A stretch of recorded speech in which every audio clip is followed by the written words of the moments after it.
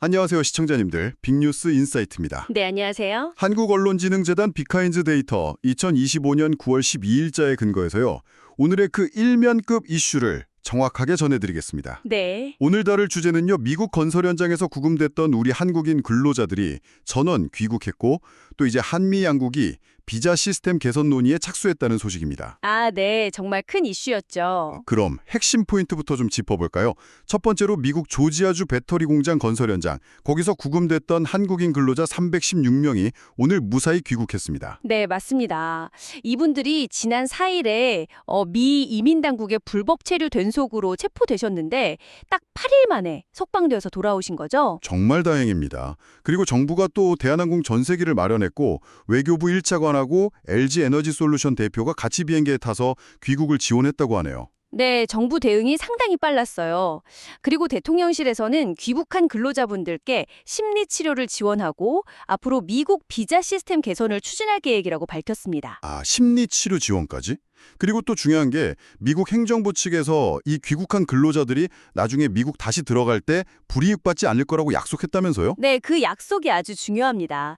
향후 재입국 시 불이익이 없을 거라는 점을 확인해 준 거죠. 그럼 이번 일을 계기로 해서 뭐랄까? 근본적인 대책 마련에 들어간 거군요. 한미 양국이 대미 투자 기업의 전문 인력을 위한 비자 신설 같은 재발 방지책 논의를 시작했다고요? 네, 맞아요. 사실 이게 필요하다는 얘기는 계속 있었거든요.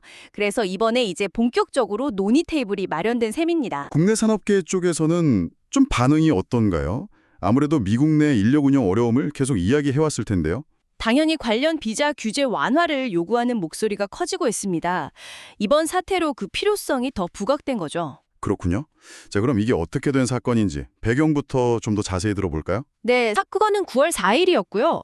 조지아주 엘러벨이라는 곳에 있는 현대차 그룹하고 LG 에너지 솔루션의 배터리 합작 공장 건설 현장에서 발생했습니다. 거기군요. 네, 미 이민당국, 그러니까 IC라고 하죠. 여기서 불법 체류 단속을 벌였는데 그 과정에서 한국인 근로자들이 대거 체포되는 정말 초유의 사태였어요. 300명이 넘는 인원이 한꺼번에요. 정말 이례적인데요. 그럼 귀국 과정은 어땠나요? 전세기가 투입됐다고 하셨는데. 네, 정부가 대한항공 전세기 K9036편을 마련했고요. 현지 시간으로 10일 오전에 애틀란타에서 출발했습니다. 10일 오전에 출발해서 네, 그래서 오늘 10일 오후 3시 23분쯤에 인천국제공항에 도착했고요. 한국인 근로자들 외에도 중국, 일본, 인도네시아 국적자 14명도 함께 귀국했습니다. 임산부 한 분도 포함돼 있었고요. 다른 국적자분들도 함께 오셨군요.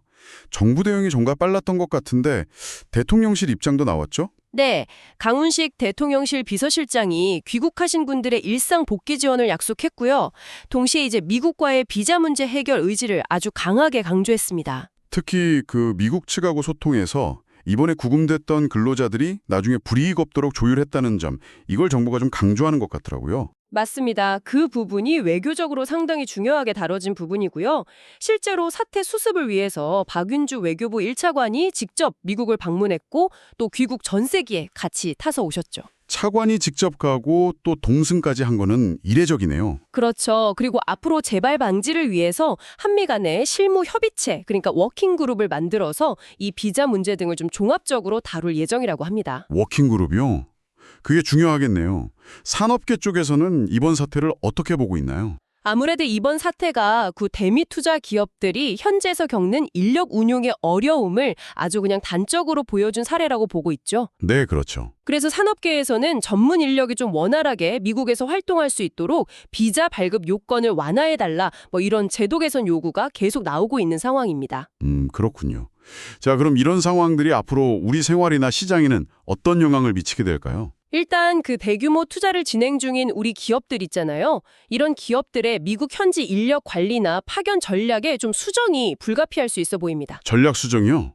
예를 들면 어떤 걸까요? 단기 파견 인력에 대한 의존도를 줄인다거나 아니면 현지 채용을 좀 더 늘리려는 움직임이 있을 수 있겠죠. 그런데 이것도 사실 숙련공 구하기가 쉽지 않아서요. 현지 채용도 쉽진 않군요. 네. 그리고 또 하나는 앞으로 건설이나 제조업 같은 유사 분야 종사자분들의 미국 비자 취득 절차나 심사 기준에 좀 변화가 생길지 이걸 좀 주목해봐야 할 것 같습니다. 기준이 더 까다로워질 수도 있고 아니면 새로운 길이 열릴 수도 있다는 거군요. 그렇죠. 아직은 좀 불확실한 면이 있습니다. 그럼 앞으로 전망은 어떻게 보십니까? 한미 간의 그 워킹그룹 협의가 잘 되면 정말 대미 투자기업 맞춤형 비자 프로그램 같은 게 나올 수도 있을까요? 가능성은 충분히 있다고 봅니다. 아니면 기존 제도를 좀 개선하는 방향으로 갈 수도 있고요.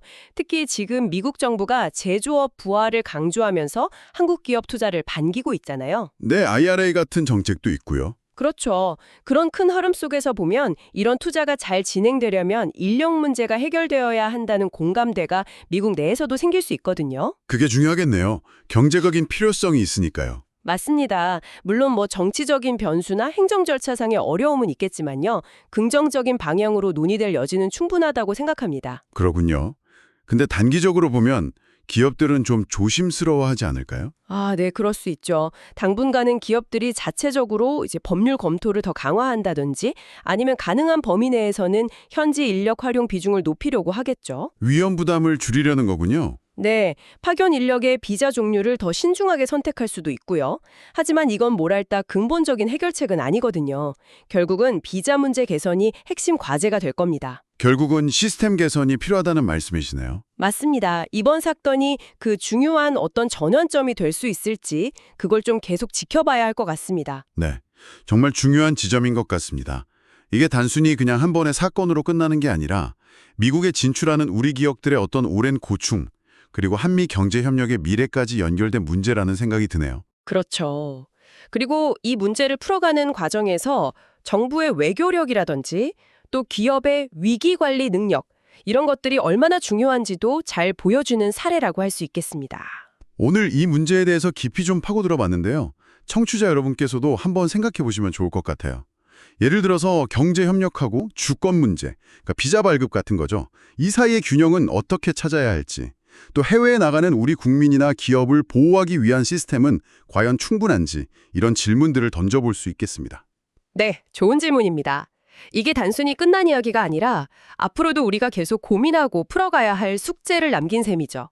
지금까지 미국 구금근로자 귀국 및 비자 시스템 개선 논의에 대해 다뤘습니다. 네, 앞으로의 논의 과정을 계속 지켜볼 필요가 있겠습니다. 모든 내용은 한국언론진흥재단 빅카인즈 원문을 교차 검증해 구성했습니다. 네, 수고하셨습니다. 지금까지 빅뉴스 인사이트였습니다. 감사합니다. 감사합니다.